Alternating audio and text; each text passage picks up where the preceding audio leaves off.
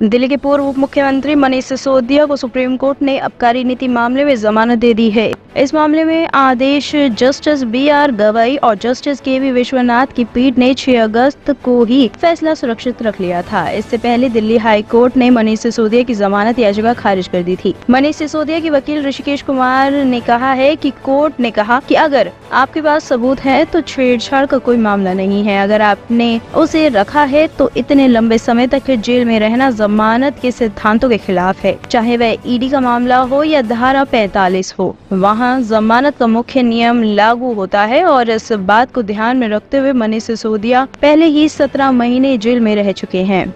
मनीष सिसोदिया जी को bell grant की है सुप्रीम कोर्ट ने। मनीष सिसोदिया जी को CB और EDI के दोनों मामले में सुप्रीम कोर्ट ने ये कहा है कि 17 महीने का इनकार्सेनेशन था, 17 महीने से वो जेल में थे और उनको जो है बेल ग्रांट करी है। और सुप्रीम कोर्ट ने ये भी कहा है कि मनीष सिसोदिया की तरफ से ट्रायल में कोई देरी नहीं हुई।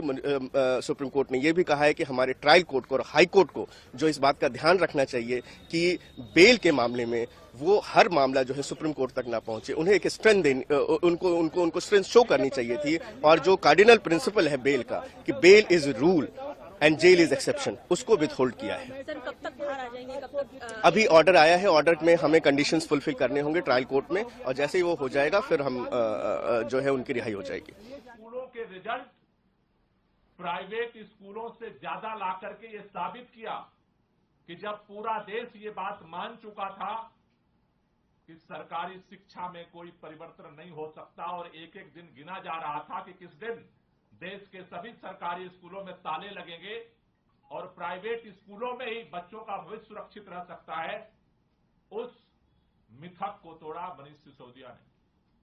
अरविंद केजरीवाल जी के नेतृत्व में सरकार ने जिस तरह से काम किया, केवल वादा नहीं किया, सपने को हकीकत में बदल करके एक देश को एक नई उम्मीद दी। उस उम्मीद को कुचलने के लिए षड्यंत्र करके बिना तथ्य के, बिना सबूत के जिस तरह से 17 महीने मनीष सिसोदिया जी को जेल में रखा गया, वो इस बात का सबूत है कि भारतीय जनता पार्टी और भारतीय जनता पार्टी की केंद्र की सरकार, देश के माननीय प्रधानमंत्री इस देश के अंदर शिक्षा में बदलाव की उम्मीद की जो राह है उसे कुचलना चाहते थे। देर हो सकती है, अंधेर नहीं है दुनिया में। और इसीलिए आज हम सब लोग इस बात के लिए तहे दिल से धन्यवाद करना चाहते हैं सुप्रीम कोर्ट का। निश्चित रूप से इस बात का मलाल सबको है कि बिना आज तक एक सबूत नहीं मिला। 17 महीने CBI और ED ने दिल्ली के उप मुख्यमंत्री को जेल में रखा और धिक्कार है ऐसी एजेंसी पर जिसको आज तक एक सबूत नहीं मिला चवन्नी का। 17 महीने उस व्यक्ति को आपने जेल में रखा, हमें न्याय मिला है, लेकिन इस बात का अफसोस है कि देर से मिला। इस बात का अफसोस। देखिए, नीडलेस टू से हम लोग हर एक कार्यकर्ता बहुत grateful to the honourable supreme court है। बट 17 महीने जो मनीष सिसोदिया जी को जेल में रखा गया है बिना प्रमाण के, बिना ट्रायल के, ये ट्रैवर्सिटी ऑफ जस्टिस है। ये सुप्रीम कोर्ट ने भी नोट किया आज। हम लोग शुरू से कह रहे थे कि एक चवन्नी की रिकवरी नहीं हुई। प्रधानमंत्री मोदी ने खुद स्वीकारा कि एक चवन्नी की रिकवरी नहीं हुई। इनकी CBI ED ने अनेकों रेड कर ली, कहीं कुछ नहीं मिला और बिना प्रमाण के जेल में रखा हुआ था।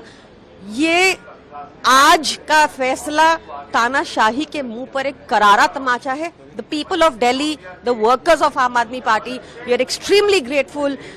जिस व्यक्ति ने पूरे एजुकेशन सिस्टम का काया पलट किया दिल्ली में, अब उनको इंडिया का एजुकेशन सिस्टम बदलने से कोई नहीं रोक सकता। आप लोग इस पे जश्न मना रहे हैं, लेकिन बीजेपी कह रही है कि बेल मिलना को ये सबूत नहीं है कि आप बरी हो गए, बाइज्जत बरी हो गए, मामला रिपोर्ट में है और बेल तो किसी को भी मिल जाती है, किसी भी अपराधी को भी मिल जाती है। PMLA कानून में जो उन्होंने संशोधन किए कि बयानबाजी के आधार पर बिना किसी सबूत के जेल में रखा जाए और जो कानूनों में संशोधन किए वो पूरा केस सुनने के बाद ही बेल मिल सकती है। खैर, आप बीजेपी वालों से पूछे, अगर ये बेल ना मिलती तब वो सब जगह प्रचार कर रहे होते कि दोष साबित हो गया। तो भाजपा की बातों पे ना जाइए, उनके कुतर्क होते हैं, कम पढ़ी लिखी सरकार है।